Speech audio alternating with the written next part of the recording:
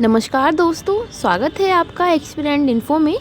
आज का हमारा टॉपिक है role of primary and secondary socialization agency.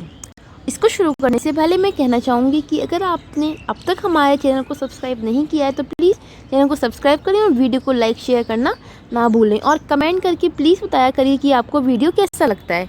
चलिए अपना आज का टॉपिक शुरू करते हैं। कल हमने पढ़ लिया था कि सोशलाइजेशन क्या होता है और इसके टाइप क्या होते हैं। आज हम पढ़ेंगे इसका रोल क्या होता है। देखिए, सबसे पहले हम बात करते हैं एजेंट्स ऑफ सोशलाइजेशन, मतलब वो कौन सी चीज़ें हैं जो एजेंसी हैं जो हम एक व्यक्ति को, एक बच्चे को सोशलाइज्ड होने में हेल्प करती है। देखो, सिंपल भाषा में अगर आपको समझाएं तो एजेंट यहाँ पे कोई और चीज़ नहीं है। जो आप सोचिए एजेंट क्या होते हैं, अगर आप आम भाषा में देखोगे तो एजेंट क्या होते हैं, जो दो लोग के बीच में एक मीडिएटर का काम करते हैं, उन्हीं को हम एजेंट बोलते हैं ना। सेम एज हमारा जो एजेंट्स ऑफ सोशलाइजेशन है, यहाँ पे जो एजेंट है ये वही है जो एक बच्चे के सोशलाइज होने में उसकी हेल्प करते हैं। देखिए, ये जो एजेंट्स ऑफ सोशलाइजेशन लिखा है ये सारे इसके पार्ट हैं कि जो चीज़ें क्या एजेंट है, जैसे आपका गवर्नमेंट हो गई, आपका रिलीजन हो गया, पीयर्स हो गए, फैमिली हो गई, स्कूल हुआ, क्लब, एथनिक बैकग्राउंड हुआ, वर्क हुआ या फिर मीडिया। एक एक करके हम इसको अच्छे से समझेंगे। पहले हम बात करते हैं दोस्तों फैमिली की। देखिए, फैमिली का क्या रोल होता है। हमको पता है कि जो हमारा सोशलाइजेशन की जो पहली एजेंसी है वो हमारी फैमिली ही है, क्योंकि बच्चा अपने परिवार से निकल के ही दुनिया में रूबरू होता है। बाहर की जो चीज़ें हैं उसको तो वो बाद में जानता है, उससे पहले वो अपने घर के एनवायरनमेंट में जो भी सीख रहा है, वो जो उसने लर्निंग गेन करी, वो उसके आगे की जो डेवलपमेंट है उसमें कहीं ना कहीं योगदान देती है। तो इसलिए जो परिवार होता है बच्चे का, वो उसके समाजीकरण की पहली संस्था होती है। अक्सर ये क्वेश्चन आपसे पूछा जा सकता है कि समाजीकरण की जो पहली संस्था होती है, मतलब सोशलाइजेशन की जो पहली एजेंसी होती है वो कौन सी होती है। फैमिली होती है, पीयर्स होती है, रिलीजन होता है या फिर स्कूल होता है। तो यहाँ पे जो आपका आंसर होगा वो होगा फैमिली, ठीक है। या फिर आपसे पूछें कि समाजीकरण का जो मुख्य आधार है वो क्या है, तो यहाँ पे भी जो आपका आंसर होगा वो फैमिली ही होगा, क्योंकि बच्चा दुनिया में जब आता है तो वो अपने परिवार के अराउंड ही बहुत सारा जो बेसिक नॉलेज है वो अपनी फैमिली से ही गेन करता है ना। जैसे लैंग्वेज एक्वाजिशन हो गया, सही बात है, डिफरेंट एरियाज़ में डिफरेंट लैंग्वेजेस होती हैं, डिफरेंट कल्चर होती हैं, तो वो सारी चीज़ें बच्चा अपने परिवार के ही परिवेश से सीख के बाहर जाता है। रिलेशनशिप हो गए भाई बहन का, चाचा चाची का, ताऊ ताई का, मौसा मौसी का।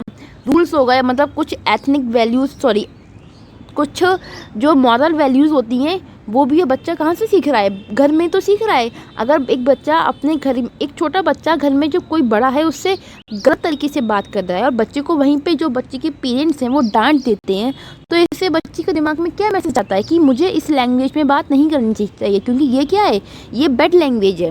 तो यहाँ से हम बच्चे को क्या सिखा रहे हैं, कुछ बच्चे को रूल्स सिखा रहे हैं। या हम बोलें कि घर में कोई मेहमान आ रहा है तो हम बच्चा क्या कर रहा है उसके लिए, मतलब उनको नमस्ते करता है या फिर उनके लिए चाय पानी का पूछता है। तो ये कुछ चीज़ें हैं जो बच्चा अपने घर में ही सीख रहा है। अब आप स्कूल में जाके तो ये सब आपको नहीं सिखाते ना कि बेटा घर में कोई आता है तो नमस्ते करना चाहिए। ये सारी जो बेसिक वैल्यूज़ होती हैं बच्चा घर से ही सीख कर बाहर जाता है। तीसरा हो गया इनिशियल सोशल इंटरेक्शन, वही कि मतलब अपने आसपास में जो उसका मेन सोशल इंटरेक्शन होता है वो पहला फैमिली से होता है। फैमिली के सबसे पहले तो उसकी माँ से होता है, फिर पापा, फिर उसके दादा दादी हो गए, या फिर उसके चाचा चाची हो गए, ताई ताऊ हो गए, जिनके पास वो रहता है उन्हीं से उसका क्या होता है, मेन सोशल इंटरेक्शन होता है।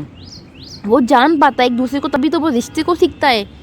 फिर होता है, एक में ठीक है लिखा है, मॉरल्स रोल हो गए, मतलब जो नैतिक नियम है एक तरीके से उनको जानना कि नमस्ते, सॉरी, ये सारी चीज़ें। और चोरी, अगर बच्चा चोरी करता है तो उसको पनिश दिया जाना। तो बच्चा सीख रहा है कि हमें ये सारी गलतियाँ नहीं करनी है, क्या करना है क्या नहीं करना है। मॉडल्स हो गए, बिहेवियर हो गए, ये सारी देखो बच्चे की जो बेसिक जो नींव है ना वो उसके बचपन में उसके परिवार में ही पड़ जाती है। बस बाहर निकल के जो उसका सेकेंडरी सोशलाइजेशन होता है वो क्या करता है, उस नींव पे एक साम्राज्य खड़ा करने का कार्य करता है। बच्चा घर में ही सीख रहा है कि उसको बाहर जाकर किस तरीके से, किस लैंग्वेज में, किस आव भाव के साथ में पेश आना है। दूसरा बच्चों हमारा आता है पीयर्स। देखो पीयर्स हमारा सेकेंडरी सोशलाइजेशन में आता है। जनरली इसे कहीं कहीं पे आपको प्राइमरी में भी लिखा मिल जाएगा, बट हम एग्जैक्टली इसे कह नहीं सकते कि ये प्राइमरी में होगा या सेकेंडरी में होगा, बट ज़्यादातर लोग इसको सेकेंडरी में ही मान के चलते हैं। बाकी आपको जो क्वेश्चन में क्या आंसर लगाना है ये आपके क्वेश्चन की लैंग्वेज पे डिपेंड करेगा। लेकिन एक चीज़ हमेशा याद रखिएगा, फैमिली हमेशा फर्स्ट में आती है, मतलब प्राइमरी का पार्ट है आपके, प्राइमरी सोशलाइजेशन का। फिर हमारा आता है बच्चों पीएस। पीएस के साथ में क्या करते हैं, आपने देखा होगा जब भी बच्चा स्कूल जाता है तो उसके जो पीयर ग्रुप होते हैं, नहीं भी जाता है स्कूल में तो जो उसकी गली मोहल्ले में जो उसकी टोलियाँ होती हैं, बच्चे टोलियों में घूमते हैं ना, तो वो क्या करते हैं सेम एक्टिविटी को फॉलो करते हैं, या फिर कोई भी नया सेम ट्रेंड आ गया तो उसको फॉलो करते हैं। जैसे आजकल इंस्टाग्राम पे दुनिया भर की ट्रेंड आते रहते हैं तो लोग क्या करते हैं उस ट्रेंड को फॉलो करते हैं। ऐसे बच्चे भी होते हैं, वो भी कोई नया ट्रेंड देखते हैं। जैसे छोटे पे आपने देखा होगा वो 1-2 रुपए की टॉफ़ियाँ आती थी, उनके साथ में टैटू मिलता था चिपकाने वाला हाथ पे, तो बच्चे क्या करते थे उन टॉफ़ियों को खाने से ज़्यादा उनको उन टैटू का शौक़ था, तो उन टॉफ़ियों को लेते थे, वो जो टैटू है उसको हाथ में चिपकाते थे। तो ये क्या है, ट्रेंड है। ये ट्रेंड उसे कहाँ से सीखता है, जो उसके पीयर ग्रुप होते हैं। पीयर ग्रुप जो एक्टिविटी करते हैं बच्चा भी उन्हीं एक्टिविटी में इन्वॉल्व होता है। इसलिए कहा भी जाता है कि अच्छे पीयर ग्रुप का पार्ट हो बच्चा, तो उसके लिए डेवलपमेंट के लिए उसके अंदर जो मतलब अच्छी वैल्यूज़ आएंगी उनका डेवलपमेंट होगा। फिर हमारा तीसरा आता है स्कूल। बच्चा फैमिली से निकला, पीयर्स में गया, पीयर्स फिर बच्चा स्कूल में जाता है। बच्चा स्कूल में क्या करता है, स्कूल में बच्चा जो भी बच्चे ने अपने घर में ज्ञान हासिल किया है उस ज्ञान को और अच्छे से मोल्डिंग करने का काम कौन करता है, स्कूल करता है।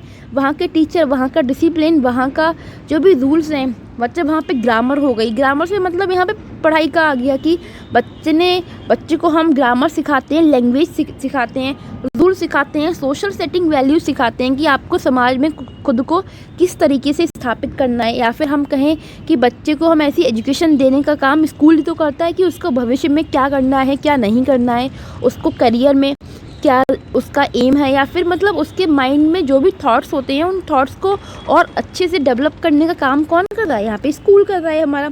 फिर आता है रिलीजन। तो बच्चा जिस भी धर्म को फॉलो करता है, जिस भी रिलीजन का होता है, वो बच्चा अपने घर परिवार में ही सीख लेता है। अब बच्चा अगर घर में देख रहा है कि मम्मी सुबह सुबह उठ के पूजा करती हैं, घंटी बजाती हैं, दिया जलाती हैं, टिक्का लगाती हैं, तो ये सारी चीज़ें क्या हैं, बच्चे को उस पर्टिकुलर धर्म से बिलोंग करती हैं। ऐसे ही बच्चा देख रहा है मम्मी सुबह मतलब बाकी जो धर्म हो गए या फिर शादियों का देख लें अगर हम, तो जैसे जो हिंदू कल्चर होता है उसमें क्या होता है कि जो शादी होती है उसमें लाल रंग का जोड़ा पहनना शुभ मानते हैं, काफ़ी अच्छा मानते हैं। अब मैं ये नहीं कह रही कि पिंक वगैरह कलर पहनने नहीं जाते हैं, आजकल तो सब कुछ पहन लिया जाता है, लेकिन अगर एक हम ट्रेडिशन की बात करें, रूल की बात करें, तो रेड रंग शुभ माना जाता है, या पूजा में लाल पीला ये 2 रंग शुभ मानते हैं। अगर हम वहीं दूसरे धर्म की बात करें जैसे, तो वहाँ पे क्या है, अगर आप क्रिश्चियन धर्म को देखते हो तो वहाँ पे वाइट रंग का गाउन पहनते हैं। हमारे यहाँ तो वाइट रंग का जो साड़ी है वो विधवाओं को पहनाई जाती है। तो ऐसे ही है कि बच्चा हर चीज़ बचपन में अपने धर्म से ही सीख के अपने घर से ही सीख रहा है। उसको उसके धर्म की जो बेसिक नॉलेज होती है वो उसके घर से ही एक्वायर हो जाती है। उसके लिए बच्चे को अलग से स्कूल में जाके उसकी कोई टीचिंग नहीं करनी पड़ती, कोई स्कूल में एक्स्ट्रा क्लास नहीं लेनी पड़ती कि उसको उसका रिलीजन सीखना पड़े। तो यही जो वैरायटी है हमारे इंडिया कल्चर की, वो सारी चीज़ें बच्चा घर में ही सीख रहे हैं। मीनिंग ऑफ लाइफ का मीनिंग क्या है, guidelines on how to live, कि कैसे मतलब हम सर्वाइव करते हैं, या फिर मतलब जो भी सुप्रीम पावर है, जो भी चीज़ें हो गई, तो जो धर्म है वो बच्चा अपने इनिशियल स्टेज में अपने घर से ही सीख रहा है, उनकी जो मूलभूत बातें हैं। फिर दूसरा हमारा आता है क्लब्स या सोशल ग्रुप। आपने देखा होगा बच्चे जब बड़े हो जाते हैं तो वो क्या करते हैं, क्लब्स ज्वाइन कर लेते हैं, या फिर कुछ किसी ना किसी सोशल ग्रुप का पार्ट बन जाते हैं। क्लब में जैसे कि आपका स्पोर्ट क्लब भी हो सकता है, या किसी भी क्लब का, आपकी एज पर डिपेंड करता है कि आप किस टाइप का क्लब को ज्वाइन करते हैं। छोटे बच्चे स्पोर्ट क्लब ज्वाइन करते हैं, बड़े बच्चे और सारे डिफरेंट टाइप के जो क्लब्स होते हैं उनको ज्वाइन करते हैं। जब वो उनको ज्वाइन करते हैं तो वहाँ पर वो डिफरेंट टाइप के पीपल से मिलते हैं। इससे क्या होता है, इससे वो और नई जो सोशलाइजेशन की प्रोसेस है उसको एक्वायर करते हैं कि how to talk, how to behave या एनीथिंग। या जो सोशल ग्रुप होते हैं, सोशल ग्रुप हो सकता है जैसे अगर हम स्कूल वगैरह में बात करें तो जो पार्टीज़ वगैरह बनती हैं लीडरशिप की, तो ये सारी चीज़ें हमारी सोशल ग्रुप में आ सकती हैं। तो इन सब को बच्चा स्कूल में सीखता है। यहाँ पे क्या हो रहा है, उसका सोशल इंटरेक्शन हो रहा है, क्योंकि अगर यहाँ पे बच्चा ज़्यादा से ज़्यादा लोग से इंटरेक्ट हो रहा है, उनसे बातचीत कर रहा है, उनके तौर तरीके हैं उसको सीख रहा है, उसको एक्वायर कर रहा है, तो यहाँ पे सोशल इंटरेक्शन होता है। रूल्स गवर्निंग एक्टिविटीज़ होती हैं, मतलब जो गवर्निंग एक्टिविटीज़ होती हैं वो भी यहाँ पे होती हैं, जैसे कि जो नियम अनुरूप होती हैं, इलीगल नहीं लीगल एक्टिविटीज़ की बात हो रही है यहाँ पे।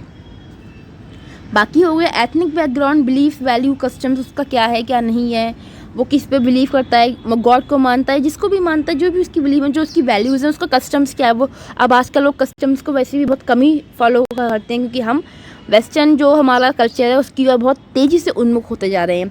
फिर आता है बच्चों हमारा गवर्नमेंट का law, sense of security, sanctions और पनिशमेंट। गवर्नमेंट अगर देखिए सरकार है हमारी जो, वो क्या करती है, लॉ बनाती है। हमारा पूरा जो कॉन्स्टिट्यूशन है जिसमें दुनिया भर के लॉ हैं, तो वो सब चीज़ें क्या हैं, इससे इंसान के मन में एक भय रहता है कि भैया अगर उसने कोई गलती करी तो उसको उस लॉ के तहत पनिशमेंट मिलेगी।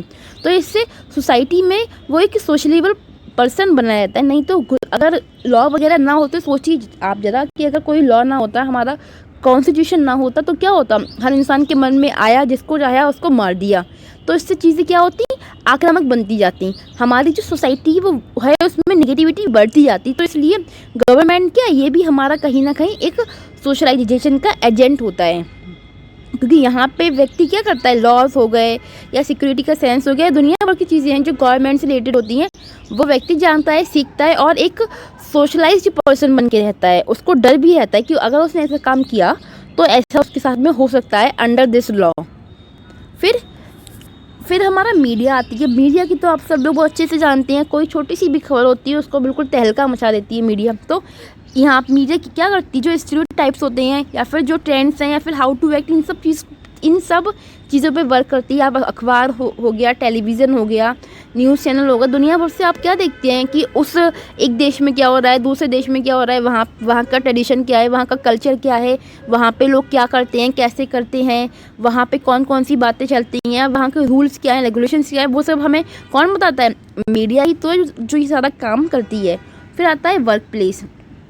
तो इसमें क्या आता है, इसमें वर्क प्लेस भी क्या है, आपको वर्क प्लेस पे कैसे बिहेव करना है, कैसे अपने सीनियर से अपने जूनियर को ट्रीट करना है, ये भी क्या है, एक सोशलाइजेशन का ही पार्ट है। अगर आप अपने जूनियर्स हो गए या फिर सीनियर्स हो गए, आपको उनके साथ सही से पेश आने की तहजीब नहीं है, तो क्या आप अपने वर्क प्लेस में लंबे टाइम तक रह पाओगे, नहीं रह पाओगे।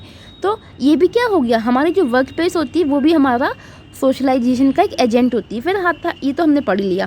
तो ये हमारी कुछ 8-10 चीज़ें हैं, बाकी दुनिया और भी बहुत सारी चीज़ें इसमें आ सकती हैं, लेकिन प्राइमरी में जो हमारा आता है बच्चों, फैमिली आता है। फैमिली आ गया, रीज़न आ गई, सब हमारा प्राइमरी में होगा। स्कूल आपका जनरली सेकेंडरी में जाता है। बाकी हमारे ऑप्शन पे डिपेंड करता है स्कूल और पीएस का, ठीक है।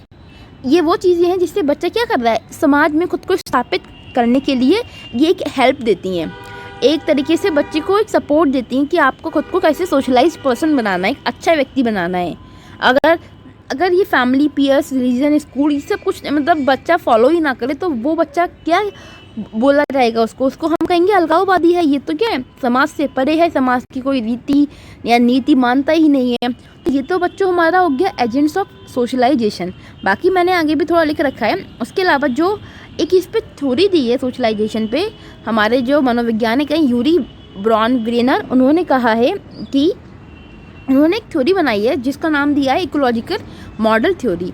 ये थ्योरी बेसिकली एक डेवलपमेंट थ्योरी है, बच्चे के विकास को लेकर ही है कि बच्चे का जो विकास होता है, उन्होंने कहा है 5 स्टेप में होता है, और ये 5 स्टेप क्या होते हैं, आपस में जुड़े हुए होते हैं। मतलब एक स्टेप दूसरे स्टेप को इफेक्ट डालता है। जैसे हमारा जो डोमेन्स थे डेवलपमेंट की, वो चारों डोमेन क्या थे, आपस में कंबाइंड थे और सभी डोमेन एक दूसरे के विकास को प्रभावित करते थे। वैसे ही ये इनकी जो थ्योरी है उसके जो 5 स्टेप हैं, ये माइक्रो, मेजो और एक्सो वगैरह, ये पांचों आपस में क्या जुड़े हुए हैं। ये कहते हैं कि बच्चे का जो विकास होता है वो बहुत क्रूशियल होता है और बेसिकली उसकी फैमिली से जो स्टार्ट होता है। और पांचों चीज़ें हैं, एक विकास दूसरे विकास को प्रभावित करता है, एक सिस्टम दूसरे सिस्टम को इफेक्ट डालता है। कहीं ना कहीं इन्होंने जो अल्बर्ट बंडूरा थे उनकी जो थ्योरी है और साथ में जो वाइगोस्की हैं उनकी थ्योरी है, उससे भी थोड़ा बहुत इम्पैक्ट इन्होंने अपनी थ्योरी पर डाला है।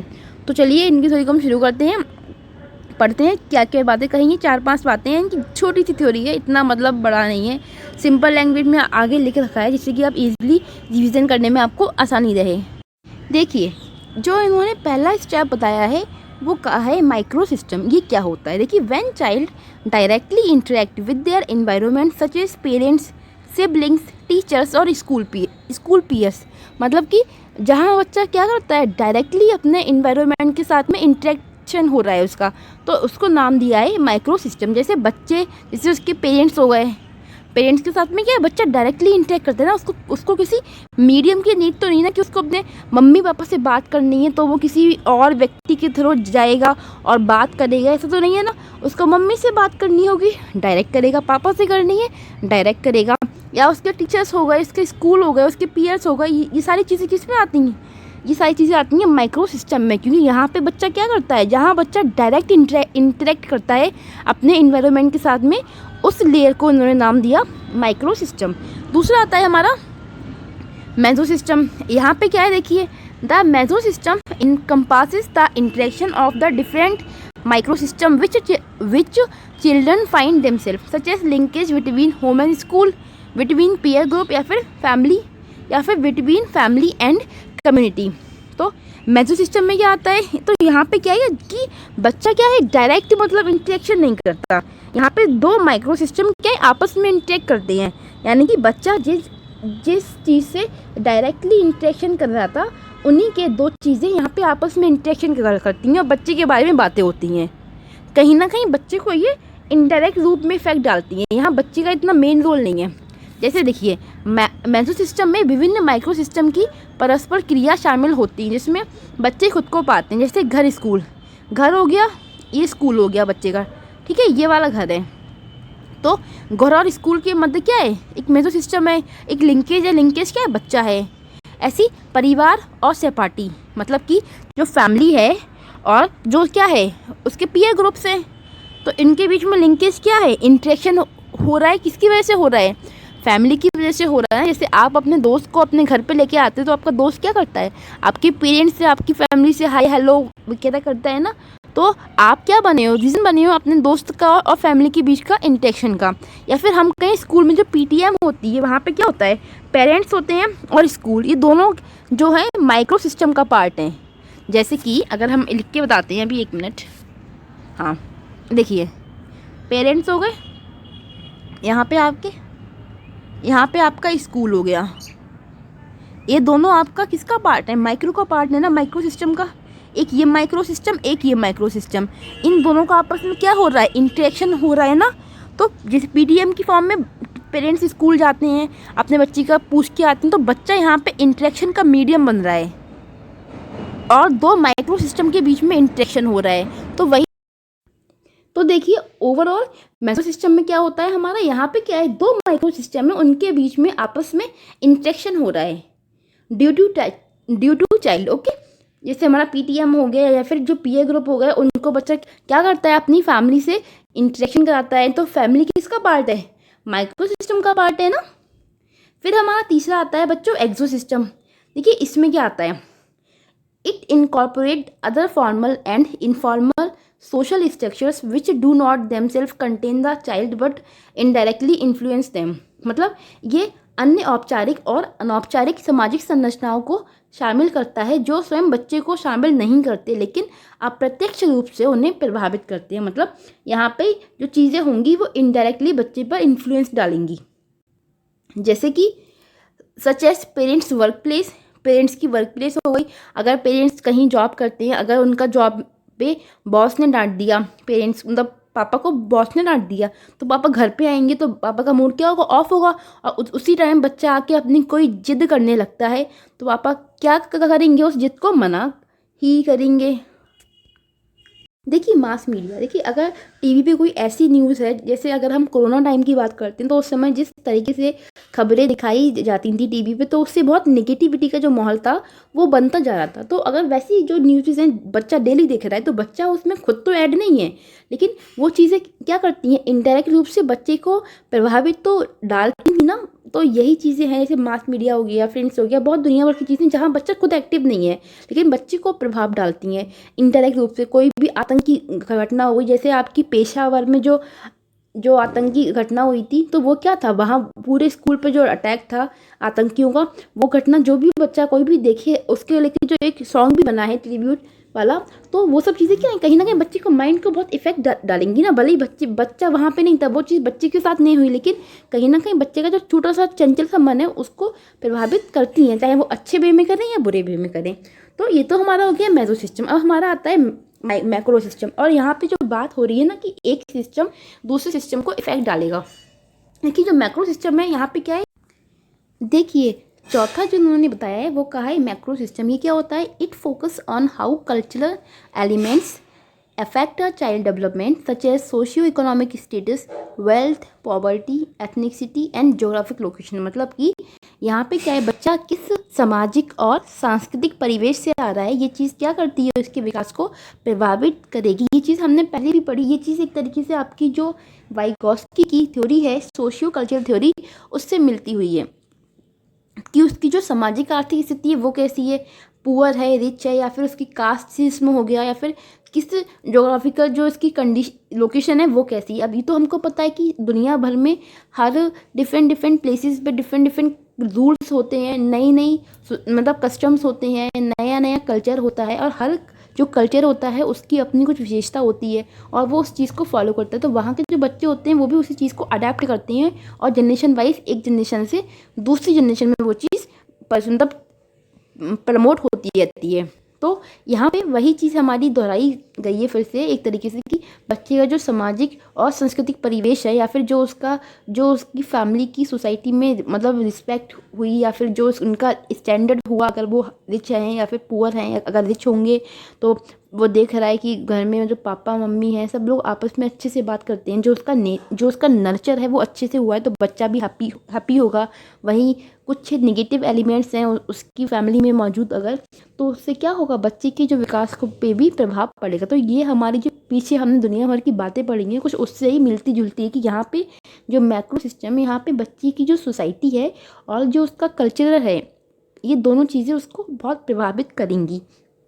फिर हमारा आता है पांचवा क्रोनो सिस्टम। इसमें देखिए क्या आता है, it occur over the life time changes. यहाँ पे बात हो रही है जो उसके पूरे मतलब चेंजेस होते हैं ओवरऑल देखे जाते हैं, मतलब ये आजीवन परिवर्तन होते हैं। जैसे आपके फ़ोन का जो अपडेट है हमेशा आते रहते हैं, कभी रुकना बंद नहीं होंगे जब तक आपका फ़ोन चलता रहेगा, वैसे ही उसकी लाइफ में जो चेंजेस हैं वो कॉन्टीन्यूसली रहेंगे, जो प्रमुख जीवन संक्रमणों और ऐतिहासिक घटनाओं सहित विकास को प्रभावित करते हैं। अब ये वाली यहाँ पे वो बात आती है हमारी, जैसे कोई लाइफ में ऐसा इवेंट हुआ आपकी, कोई ऐसी घटना घटती है जो इसने आपको साइकोलॉजिकली बहुत वीक किया हो, तो वो चीज़ जब भी आप भविष्य में याद करते हो तो आप क्या होते हो, कांप जाते हो, डर जाते हो, या फिर सहम जाते हो। तो यही यहाँ पे जो बात कही गई है कि जीवन भर परिवर्तन होते रहते हैं। और दूसरी चीज़ है, अगर आपकी लाइफ में कोई ऐसा इवेंट रहा है, अगर एक बच्चा है जिसने देखा कि उसके मम्मी पापा का डिवोर्स हो गया, तो वो चीज़ क्या है, उसकी पूरी लाइफ को इफ़ेक्ट डालने वाली है। वही एक बच्चे के पेरेंट्स हैं, उनका एक जगह से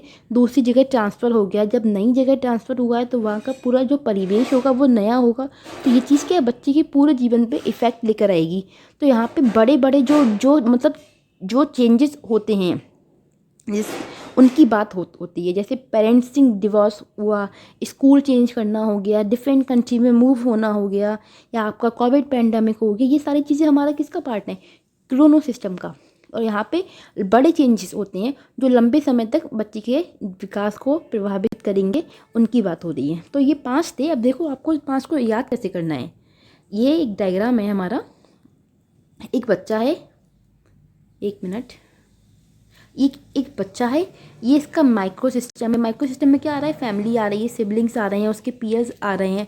फिर उसका आता है दूसरा सिस्टम जो है एक्सो सिस्टम। एक्सो सिस्टम में क्या आ रहा है, एक्सटेंडेड फैमिली, जो बाहर के रिश्ते हैं उसके, स्कूल बोर्ड आ गया, नेबरहुड आ गए, मास मीडिया आ गई, पेरेंट्स का वर्क इन्वायरमेंट आ गया, कि ये सब चीज़ें क्या है बच्चे के डेवलपमेंट को इफेक्ट डालती हैं। फिर हमारा नेक्स्ट आता है, एक मिनट अब ले, माइक्रो हो गया, मैक्रो सिस्टम।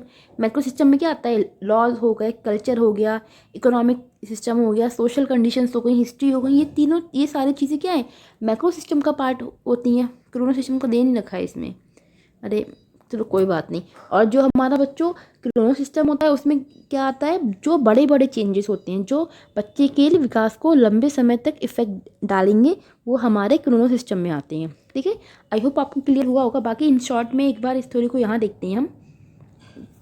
देखिए ये बच्चा है, ये हो गया इसका एक मिनट, पेन बड़ा कर लूँ। हाँ, ये माइक्रो सिस्टम है। माइक्रो सिस्टम में क्या है, जो इमीडिएट इन्वायरमेंट है उसके साथ में जो बच्चे का रिएक्शन होता है वो हमारा माइक्रो सिस्टम में आता है। जैसे उसके पेरेंट्स हुए, सिबलिंग्स हुए, और रिएक्शन एक्शन की जो जो प्रतिक्रिया होती है ना, क्रिया प्रतिक्रिया का नियम होता है, वो यहाँ पे अप्लाई भी होता है।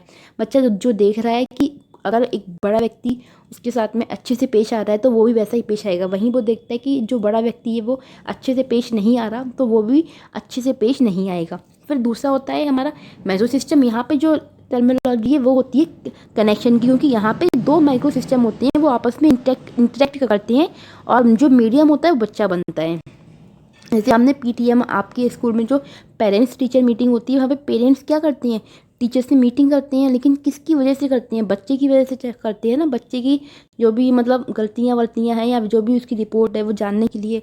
फिर तीसरा हमारा होता है इकोसिस्टम। इकोसिस्टम में क्या है, जो इन्वायरमेंट है वो इनडायरेक्ट रूप से बच्चे को प्रभावित करता है, चाहे ऑफिस, चाहे पेरेंट्स का वर्क प्लेस हुआ, मास मीडिया हुई, पेरेंट्स का ट्रांसफ़र हुआ, जो भी चीज़ें हो गई यहाँ पे हमारी, बच्चा यहाँ पे शामिल नहीं है, लेकिन इनडायरेक्ट रूप से बच्चे पे प्रभाव पड़ रहा है। फिर हमारा आता है मैक्रो सिस्टम। इसमें क्या आती हैं, हमारी सोशल और कल्चरल वैल्यूज़ आती हैं, जैसे अच्छी बातें सीखना, जो भी आपकी पॉलिसी होती हैं। जैसे यहाँ पे एक तरीके से ना लेव वाइगोत्स्की की जो सोशियो कल्चर थ्योरी है पूरी अप्लाई होती है।